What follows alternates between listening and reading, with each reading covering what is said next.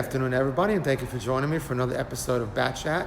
And folks, all the proceeds from my channel go to suicide prevention, go to our foundation, the Waffles Foundation. So if you could subscribe, share, and like, that'd be awesome.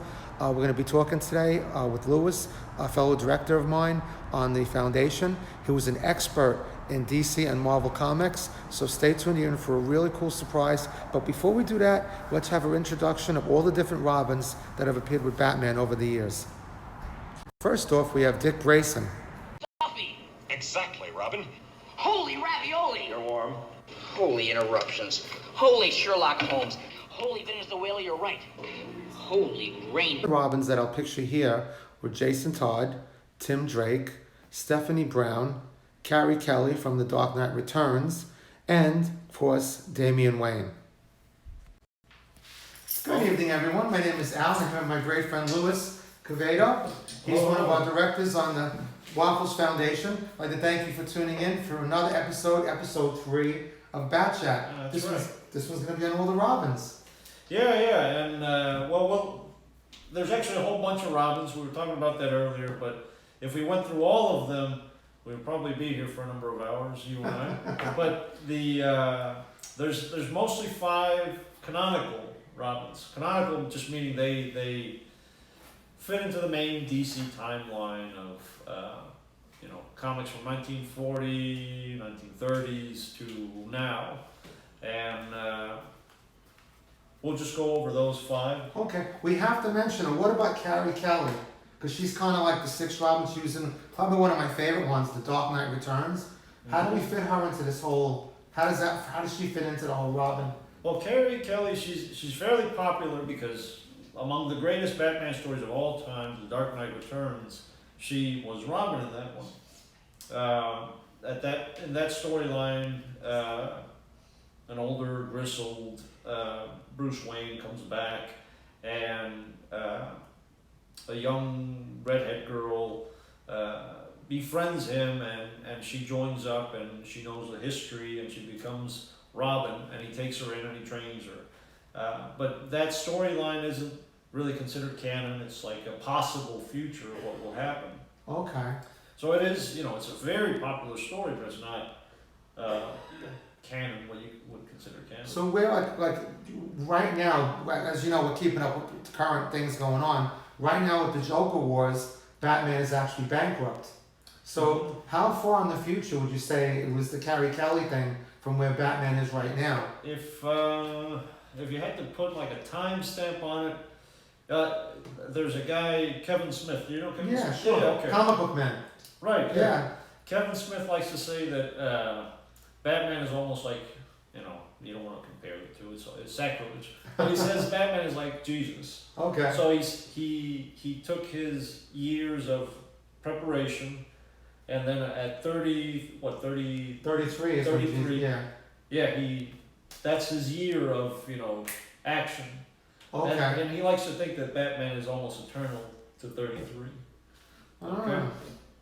So I kind of like that idea, but if you were to say The Dark Knight Returns takes place at a certain point in Batman's life, I'd say probably around late 50s, maybe somewhere around there. And Bruce, because of the amount of injuries that he's taken, all the scars, it would age him a little bit more than it normally would anybody else, because right. the toll that takes on somebody's body.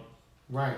But anyway, not to digress too much, we just had to mention that. Mm-hmm. So we're going to talk about all the different Robins that everyone knows. And of course, we're going to start off with the first one, Dick Grayson. Right, yeah. And Dick Grayson, it's almost as infamous as the origin of Batman, where Dick is part of the Flying Graysons. He and his mom and his dad are the trio of trapeze artists at the circus. And Bruce is there to witness the circus in town, and they're in town in Gotham. And Tony Zuko and some thugs cut the cords, and that causes the accident that kills Dick's parents. Because I think one of the things they worked without a net, that was part of their whole talent. Yeah. That was how they would, ooh and ah and wonder of, the Flying Graysons. They fly with no net. They're that good, and they are that good. But unfortunately, some thugs caused their death.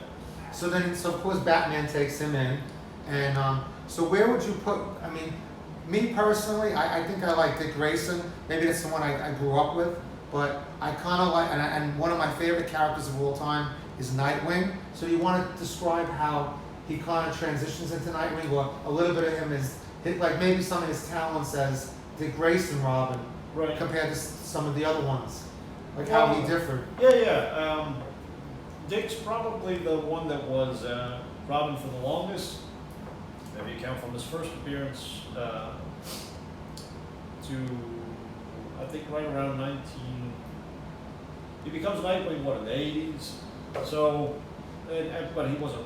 He was Robin that entire time. Now, whether he was working directly with Batman or not is another question. Right. But he becomes his own man when he becomes Nightwing. But during that whole time, Dick is very resourceful. He's the first, and many consider him the best Robin, because he was funny. He was almost a swashbuckler. He was having fun while he was doing his work. He was a perfect mirror, in a sense, of Batman, where he's grim and dark.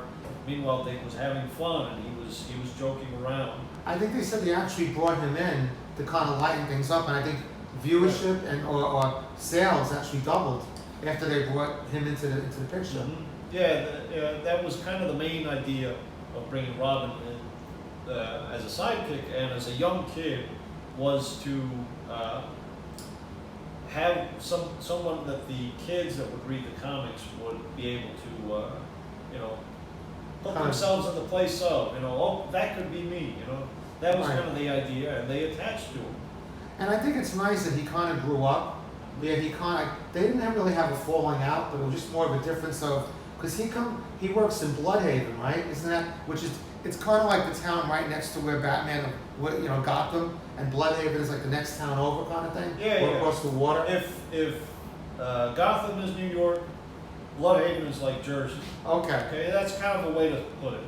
Yeah. And eventually, Robin strikes on his own, and he becomes Nightwing, and he does become a detective, or works in a police force, and he goes over to Bloodhaven, and he works both as a cop and as Nightwing, and that's his city of operations for a long time. This is in addition to his work with the Titans, with the Teen Titans, yeah. which he was a part of for the longest time, the leader of the Titans, and trains the next generation of heroes, Raven and Beast Boy and the rest of them come along. Right. So he's got a long history that goes beyond just Gotham City. Exactly. And I think that character's going to expand too. I think we've been waiting for a movie to come out on Nightwing. I guess maybe when the virus is over, maybe we'll see something like that. What makes it not unique, because it's not that there haven't been other ones that have taken on that role, but Dick didn't want to be Batman. Right. And he expresses that I don't want to take over this role when I grow up, or when the right time comes. And he wants to be his own man, and he's respected by Bruce for that. He doesn't put that expectation on him. He did once become Batman when Bruce was thought dead, and he was actually traveling in alternate universes and alternate timelines and things like that.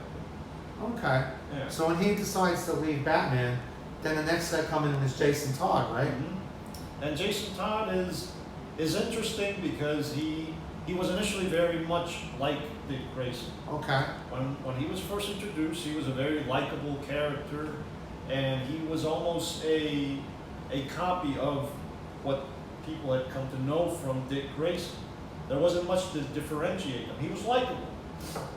Then DC, as they often do, they relaunch things. Right.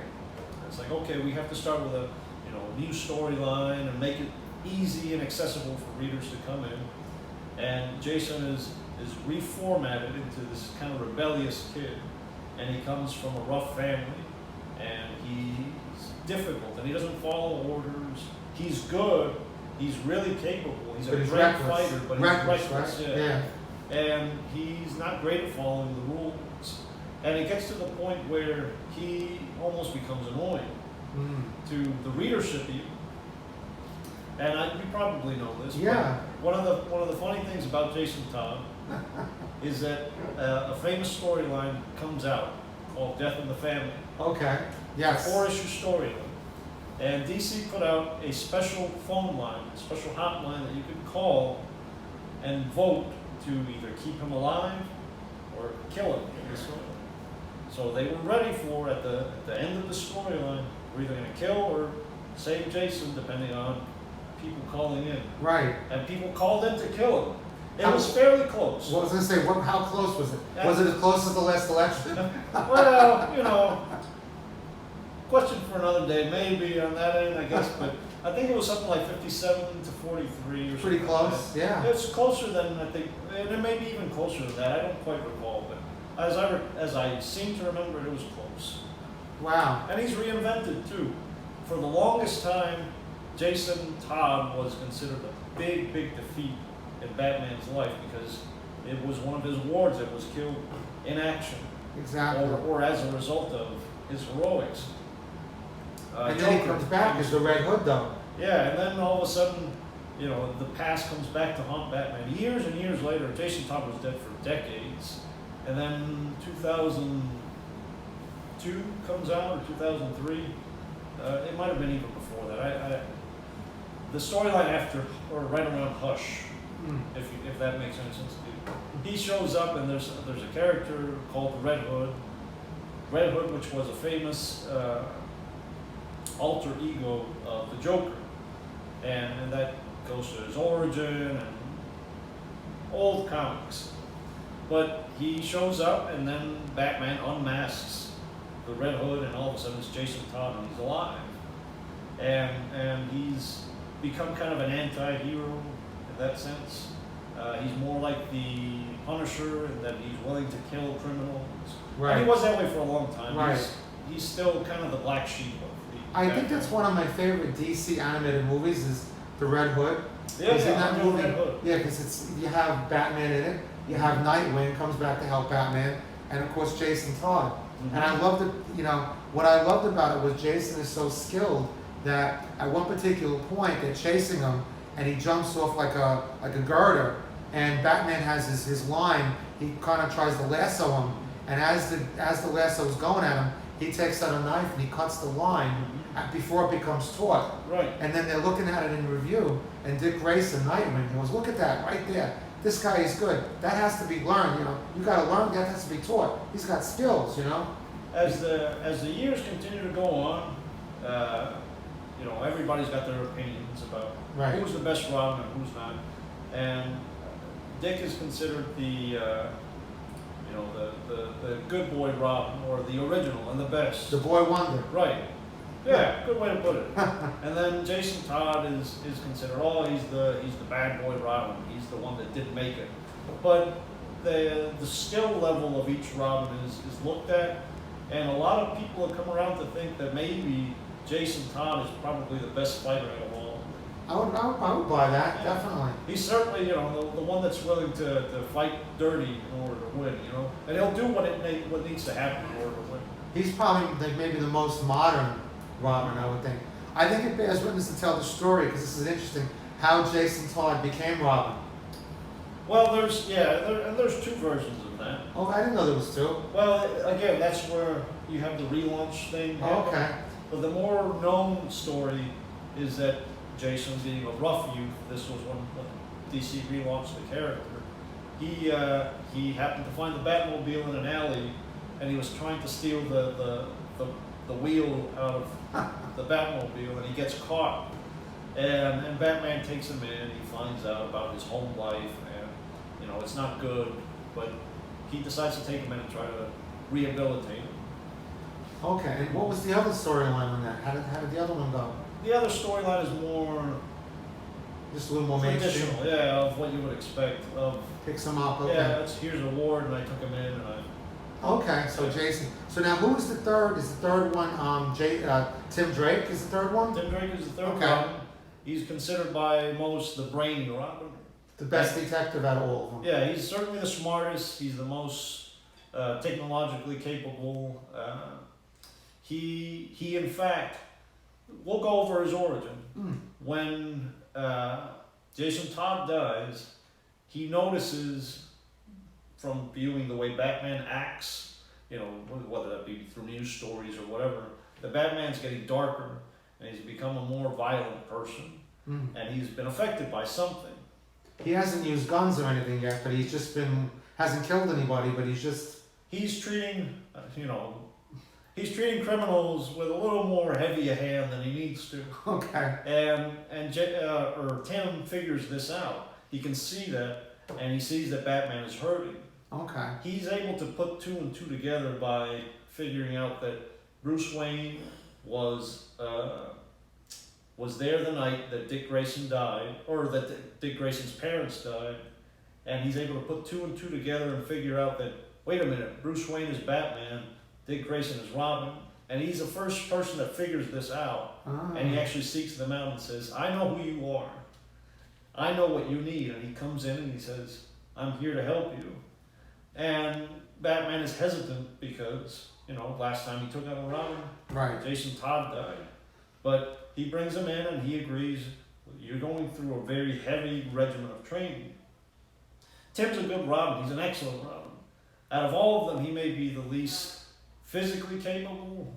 He's not as threatening in that sense of, Dick Grayson is an acrobat. Right. He's not nigh invincible, but he's great. Jason Todd is fierce as a fighter. Yeah. Tim is just, he's the brainy Robin. And that doesn't mean he's not a good fighter, He's just smart. I think one of the ways he figured it out was, I think he was watching film or something on the Graysons, and then he saw Dick Grayson at the time did like a quadruple flip. Right. And then he was watching footage on Batman and Robin, and I think he did the same kind of flip and he put it together. That's the same guy. Yeah, that's got to be him. That's the more detailed version of that story, is that, he watches the footage of Dick Grayson doing his tricks. He watches footage of Nightwing and he says, wait a minute, this looks familiar. And then it's like, well, if this guy's Dick Grayson and that's Robin, then who can be Batman but the guy that took him in, and Right. Yeah. He's got the money, got the moxie. Yeah. And Tim's very popular too. They're all popular in their own way. But Tim's current in a sense. Most recently he was renamed, they dubbed him something new, but at the end of the day. So he ends up leaving Batman, I thought, because his father doesn't want him to be doing these kind of things, or he gets put back together with his father, and I think that's why he initially leaves Batman himself, right? For a while, Tim leaves the role behind because of his father worrying about him. He figures out that, you're doing this at night, and this Right. is what you're doing. I don't approve of this lifestyle. And he also feels like which he does, put his dad in danger. Eventually Tim's dad dies, and that was painful for him. That was a difficult process to recover. But he does come back to the role later on. It just takes a while for him to heal from that. Gotcha. Okay, so who's the next Robin? The fourth one, was it Stephanie? Yeah, Stephanie Brown, and Stephanie is the shortest Robin. The shortest Robin because she was Robin for the shortest amount of time. Oh, damn it, stature-wise. Well, she may be too, but she didn't last very long. What happened there? Well, Stephanie's origin. We'll go back to that. There's a low rent version of the Riddler called the Clue Master, and the Clue Master comes back for the storyline that they do, and they reintroduce him as slightly more capable a character. Again, it's just like the Riddler, just with clues and trying to put Batman through a chase of sorts. But his daughter figures out that that's what her dad does. He's a supervillain, and she decides that she doesn't approve, and she puts on a mask and a cowl, and she becomes Spoiler. She spoils her dad's schemes, and he's stopped. But she becomes an independent hero of sorts within Gotham. She is closely tied to Tim because they begin a relationship. Okay. And they've been on and off throughout the years, but when Tim's dad died and he took a break from being Robin, it actually may have been before his dad died, but he takes a break, and Stephanie steps forward. She creates her own Robin costume, and she comes up to Bruce and she says, "I want to be Robin." Ah, And he decides, you know what? I'll give her a chance. okay. And Stephanie is not bad, but again, slightly reckless, and she lasted 4 issues as Robin. Wow, that's really, I didn't So- realize it was that short. Yeah, the shortest Robin. Well, technically, 4 official issues. Wow, so did they kill her off, or was she Well, she voted off the island? by that 4th issue, she's disobeyed an order, and Batman says, "That's it. Training's done. You can't be Robin." Well, she decides to earn her place, and she says that she's going to convince Batman that she's worthy of it, of being Robin. So she enacts one of his plans to take down crime within Gotham, Okay. all on her own, and a war breaks out between the different gangs within Gotham. And the idea is to take them all down at the same time, but the plan backfires terribly because she's doing this on her own, and she dies, or so it was thought. Hmm. And that was a great loss for Batman for a bit, but she didn't die. She was used as a lesson to be taught to Bruce on why you should be more careful about who you allow to be. So she actually didn't die, she just kind of... Yeah, she's back as Spoiler nowadays. She actually was Okay. Batgirl for a long time. She's a very popular Batgirl. Really? Over a popular Robin. Wow. So now, currently, Batman is without a Robin again, right? Yeah, and we talked a little bit about that earlier, but this is, we'll get to the reason why. Hmm. The 5th and last Robin, or not the last Robin, I'm sure he won't be the last, but it goes back quite a bit. And this is where things get a little interesting. Okay. A storyline comes out, I think in late 80s or so, called Son of the Demon. The demon is Ra's al Ghul, okay? And that's because that's a direct translation of part of his name. Right. The demon's head, Ra's al Ghul. Right. So in this storyline, Batman teams up with Ra's and Talia, his daughter, and they are trying to fight a terrorist group. And in the storyline, Bruce and Talia share a night of passion, and a baby is born. Hmm. Now the storyline was considered to be out of canon. Right. For most, this didn't really actually happen. It's one of those fun stories to Right. revisit, but it didn't happen within Batman, the Batman comics or Detective Comics. So that's why it was considered canon.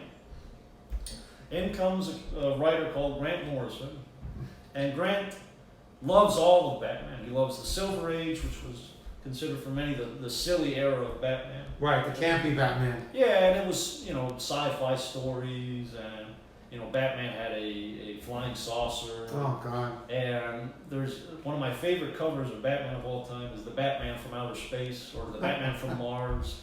And it's a news reporter, and she sees a Batman take his cowl off, and it's a Martian, Oh, and my he's God. conferring with aliens. But fun stuff like that.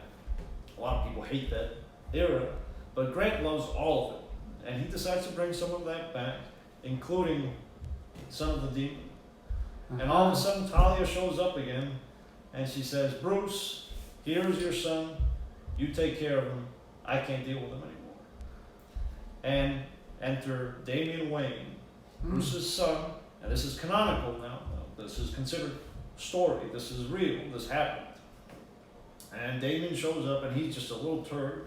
He's really, really difficult. In fact, for the longest time, I hated Damian. And he's extremely arrogant. He's disrespectful. He's difficult. He's just there's not very much that's likable about him. Except he wears you down over time. It's like, okay, it's a shtick practically, he's good. A lot of it, he can back up a lot of what he does with his skills. Look at his parents. Talia al Ghul, the daughter of the demon. One of the greatest martial artists out there. It's a good pedigree. And then Bruce Wayne. Well, Damien demands to be Robin. And he even tries to kill Tim Drake. And he says, this guy's not worth being Robin. I could kill him.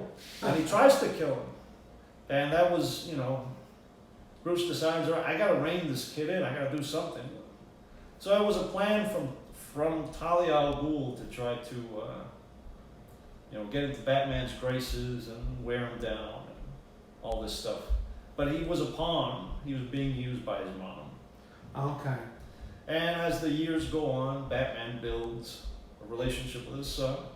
And Damian Wayne has been around for the longest now. Or not the longest, but for quite a while. Right. But again, Damian is impulsive and he's arrogant and he's good, but he doesn't have very many qualms against killing. And Dick and Bruce Wayne have both worked on him to try to, reform him, and he's young. He's a young kid. Yeah. But he's difficult to break through to. That seems like a hard thing to break if once you got that passion in you like that. Well, and it's just it's difficult when it's a kid that's just really, really good too. Yeah. He's tried to take on Batman. He's tried to take on all the Robins. He's combative. He's difficult. Eventually, Damian dies. Really? And it didn't last too long. This is comics, unfortunately. Nobody dies in comics. People die and come back more often than they do in soap operas. But it's a big event, and Bruce is heartbroken by it. He finds a way to bring him back, but Damian finally pushes things too far, and he decides that his father's way of doing things is not good. Some criminals are not worth leaving alive. Right. And he secretly starts killing certain villains off. Now, without anybody knowing, he actually does this while part of the Teen Titans. Wow. And he just does things, operations on his own. And he also, big spoiler alert if you read comics nowadays or whatever, but in one of the big storylines that went on, which is, I can't remember now. What's it called? Bane takes over the city of Gotham City. This is what we talked about. Yeah. And he doesn't follow orders, breaks into Gotham, breaks into the mansion, which Bane has taken over, and has Alfred as a prisoner. And he tries to save Alfred, and Bane said, if you send anybody in, I will kill him. Yeah. And he kills him. So Alfred is out of the picture now. So add that to his secret, murders, for lack of a better term, of Right. villains, and things aren't very well between Bruce and Damian right now. So that's why it's considered that there isn't a Robin currently. Okay. Okay. Very amazing. I mean, Lewis is just a fountain of information. He's really good. If you guys have any questions, you could just, give us a shout at wafflesfoundation@gmail.com. Bears to mention, like I tell folks in all the videos, all of the money from the videos goes to our foundation. It's called the Waffles Foundation.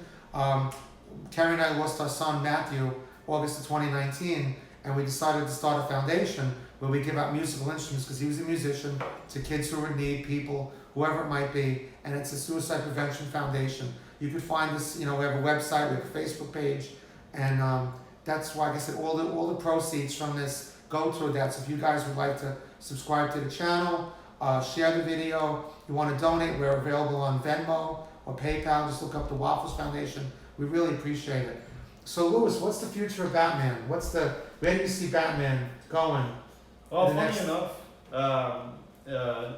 soon there's a storyline where DC Comics is kind of shutting their line down. Okay. And for all of a month or two, they're going to be showing what happens in the future. So take it, 4 or 5 years ahead, and Bruce Wayne is dead. Again. He's not dead, but he is dead to the public. Meanwhile, the Dark Knight, it's not Batman. He's not Batman anymore, but the Dark Knight still protects the city. And it's a storyline they're going to do for just a short while. You know. Okay. They'll do events like these from time to time. I would love to see one of my favorite series of all times become a movie. I know you know what I'm talking about. Batman Beyond. Oh yeah, yeah. I think that would make a tremendous movie. It would, and there's been rumors of that. And there was a rumor 2 weeks ago of after the Flash movie, Michael Keaton possibly coming back for a Batman Beyond series for HBO. That'd be A lot great. of these bigger production TV shows have now moved over to that platform. Exactly. They're doing Green Lantern on there, a TV show of Green Lantern. These are big budget shows too. Yeah, yeah. And who knows, you know, you may see Terry McGinnis and Bruce Wayne doing their mentor and mentee adventures soon enough. I think that would be spectacular. I think that was probably my favorite cartoon of the 90s. There were some good cartoons then too, but I'd have to put that one as my favorite. It's fun to rewatch. Among my favorite things is, you know, the idea of credits within the show, and you know, they thought it would all be these different credit cards and things, which you know it is, but cryptocurrencies or you know, material-less monetary means are, you know, kind of the thing that's now around. Oh, I got Venmo, I got my phone, I can pay with my phone. Right. They, you know, stuff that they took their own vision of. And it's just fun to see people's take on future. And that's one of the funnest parts of watching that show. Exactly. Oh, this is what they thought would happen, you know. So before we go, I got to pin you down. So who's your favorite Robin? If you had to pick one as your all-time favorite, what would you say? Probably because, you know, he was Robin when I would have started reading comics. It's Tim Drake. Tim. Okay. And I always appreciated Tim. He was a smart guy, and he figures out how to do things different than most of the other Robins. I appreciate Dick a lot, and I like, you know, it's Dick Grayson. You know, he's the guy that everybody likes. Exactly. It's gotten to the point where it's almost a joke, you know, within the community of like.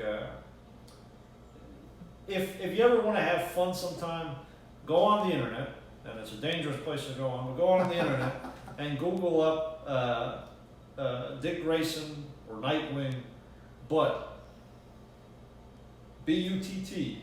B-U-T-T? For whatever reason, there's some obsession with Dick Grayson having a nice butt, a nice posterior.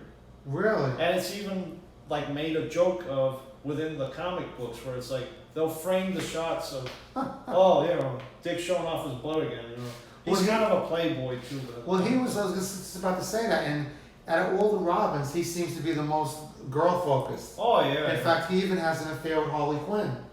At one, I think it was this was an animated DC movie too. Yeah, I know the. And it wasn't the best filmed one, but it had its moments in it, and in that, you know, they actually get together and. You know, he hooks up, with Harley for lack of a better term. But it's just fun. They make fun of those things. It's like he's almost a man whore. You know, he sleeps around. And he's been with, you know, Stargirl or Starfire and Donna Troy. He's dated Batgirl. He's dated Barbara. This one, that one, the other one. And you know, he's a Lothario practically. But they play that almost for jokes. You know. We used to say back in the day, guy gets a number faster than Verizon. Yeah. Pretty much. Pretty much. Well, folks, I hope you had a really good time. Please, thank you for joining us. We look forward to doing another Bat Chat real soon. We're thinking about doing one on Alfred, maybe the next one. So we thank you very much for joining us. Have a wonderful night. And just have to figure out a way to shut this off. But you guys take care of yourself. And we'll see you real soon on the next video. Stay safe out there. Holy Bat Chat. Had to say it.